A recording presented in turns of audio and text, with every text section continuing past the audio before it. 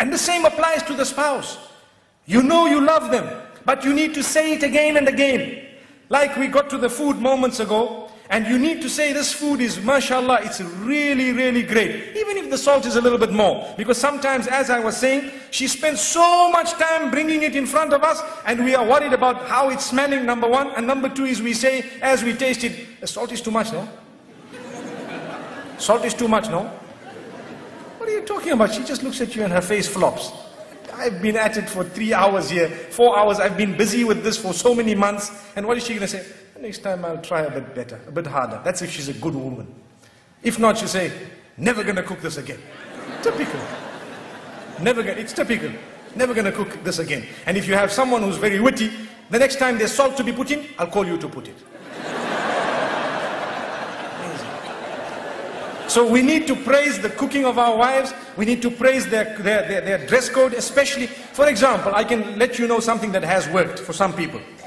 Where you find some women, you know, they don't like to dress appropriately. So the husband sometimes wants to tell them something. There are 2-3 ways of doing it. You can either say, this is very bad, I don't want you to wear this. And, you know, you might have a response. But if you want a response from the heart, what you do is, you tell them, the other dress looked much better than this. You see, so you are praising one thing, and that praise is not there when the other thing is there. So you have told them in a way that this is what I really love. And go beyond the limits in praise. That's your wife, don't worry. You can say whatever you want to. MashaAllah, in terms of goodness. Like the food, when you eat, even if it is a little bit this way, that way, just praise it, MashaAllah. See what it is. Praise the effort, at least, MashaAllah, you know. Let me tell you what has happened once. They say the Imam in the masjid said, in fact, 2 things have come to my mind. The Imam in the masjid said, you need to praise the cooking of your wife, just like I said now.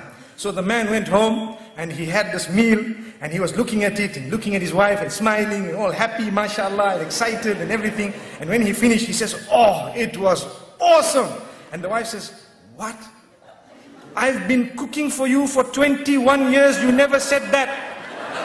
Today when the food came from the neighbor, you want to say it was awesome.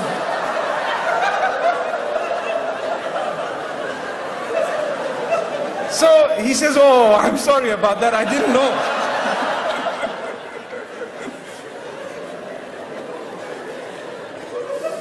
It's like the other one, the Imam, he was telling the people, you know, he gave them advice in the masjid about their wives, that look, you need to do this and do that. So the man goes home very happy. He tells his wife, darling, I'd like to carry you today. Oh, wow.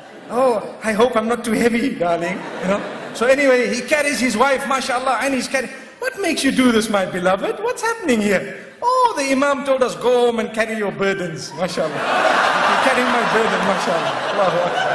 Allahu Akbar. Allahu Akbar.